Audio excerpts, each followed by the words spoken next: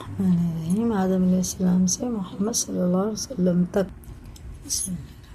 اب ہم یہاں سے حضرت یوسف علیہ السلام بادشاہ کیسے بنے اس کے بارے میں پڑھیں گے، ٹھیک ہے نا۔ کل تو ہم نے پڑھا تھا نا زلیخا سے کیسے جان بچی، کیسے جیل میں گئے، سب ہم نے کل پڑھا تھا، کیسے مصر آئے، کیسے ان کے بھائی لے کے آیا۔ اب یہ اس کے آگے کا حضرت یوسف علیہ السلام جب جیل سے رہا ہو گئے تو بادشاہ نے حکم دیا کہ یوسف علیہ السلام کو عزت کے ساتھ بلایا جائے، میں شاہی خدمت ان کے سپرد کروں گا۔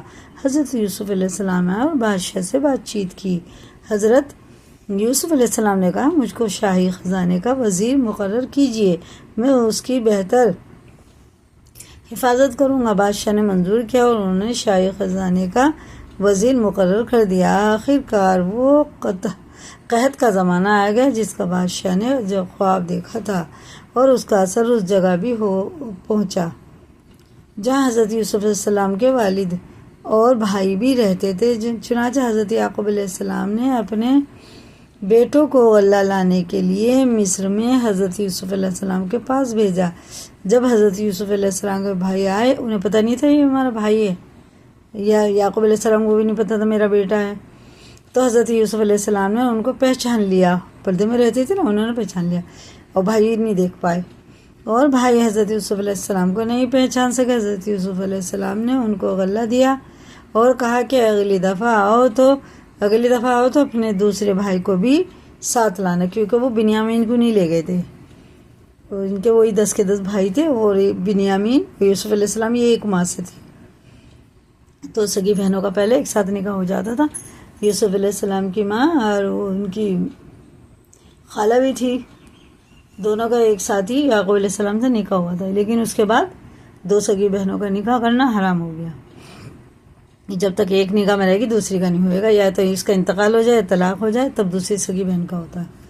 تو وہ بنیامین کو نہیں لے کے آئے تھے، لے کر آنا ورنہ میں تم کو غلہ نہیں دوں گا، اور اپنے ملازموں سے کہہ دیا کہ جو قیمت انہوں نے غلے کی دی ہے وہ بھی چپکے سے ان کے سامان میں رکھ دو تاکہ وہ پھر مصر آئیں۔ فری میں دے دیا سارا۔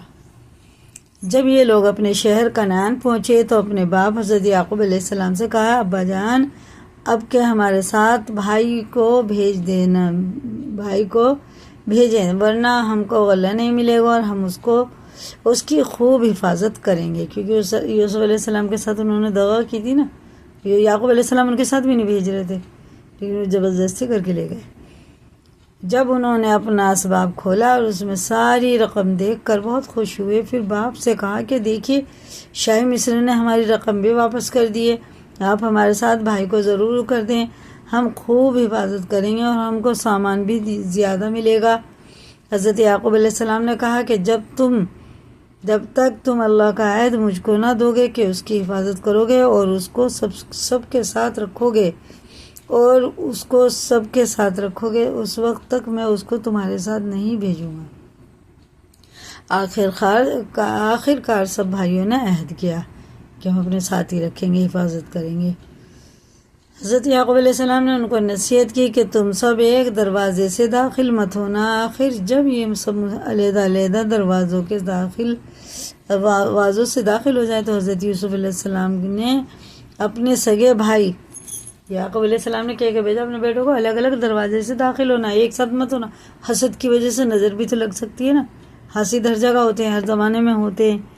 حسد اور نظر کی وجہ سے یعقوب علیہ السلام نے کہا الگ الگ دروازوں سے جانا، تو وہ یوسف علیہ السلام نے بھی ان کے لیے دروازے بنا رکھے تھے، تو وہ 2 ہو کے داخل ہوئے، وہ تو 2 چلے گئے، 10 تھے، بنیامین کھڑے رہ گئے۔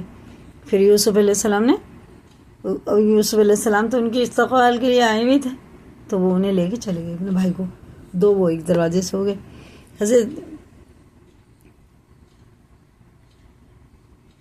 حضرت یعقوب علیہ السلام نے ان کو نصیحت کی کہ تم سب کہاں سے تھے؟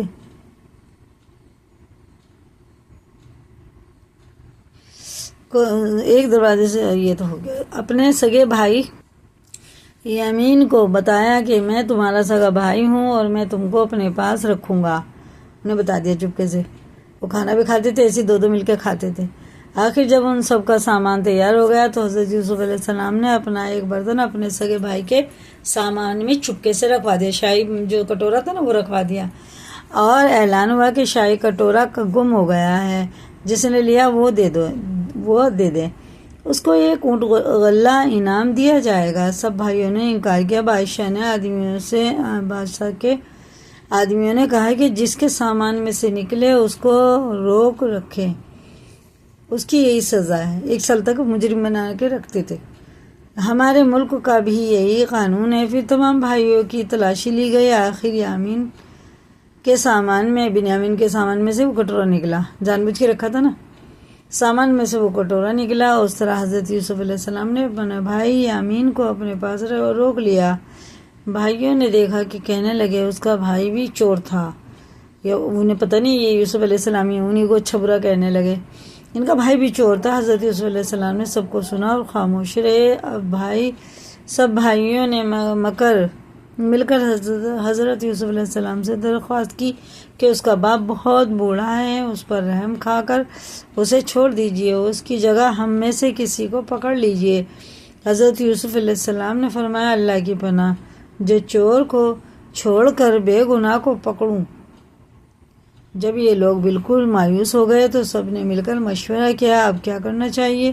تو سب سے بڑے نے کہا کہ تم نے اللہ کی قسم کھا کر اپنے باپ کو یقین دلایا تھا کہ اس کو ضرور واپس لاؤ گے، پھر یوسف علیہ السلام، یوسف کے ساتھ ہم نے جو حرکتیں کی وہ تم سے چھپی نہیں، اس لیے میری تو ہمت نہیں کہ باپ کو منہ دکھاؤں یا خود حاضر ہونے کی اجازت دیں،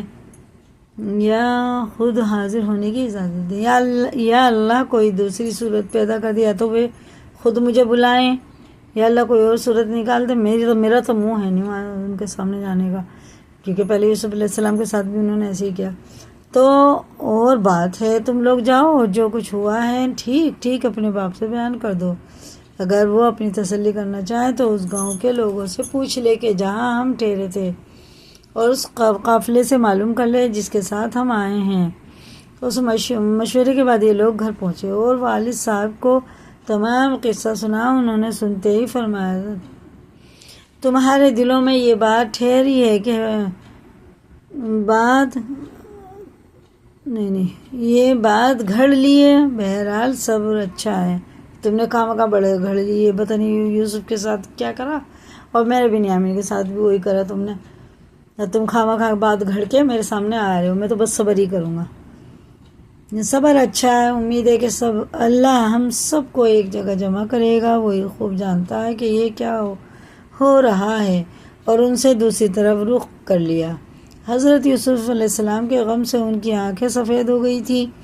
یوسف کے بھائیوں نے کہا، ابا جان آپ تو یوسف کو یاد کرتے ہوئے گھل جائیں گے اور جان دے دیں گے۔ انہوں نے فرمایا، میں اپنی شکایت تو اللہ سے کرتا ہوں، اور میں ایسی باتیں جانتا ہوں جس کی تمہیں خبر نہیں۔ جاؤ یوسف اور اس کے بھائی کو تلاش کرو، وہ مصر ہی میں کہیں نہ کہیں مل جائیں گے۔ اللہ کی رحمت سے نا امید ہونے کی کوئی وجہ نہیں۔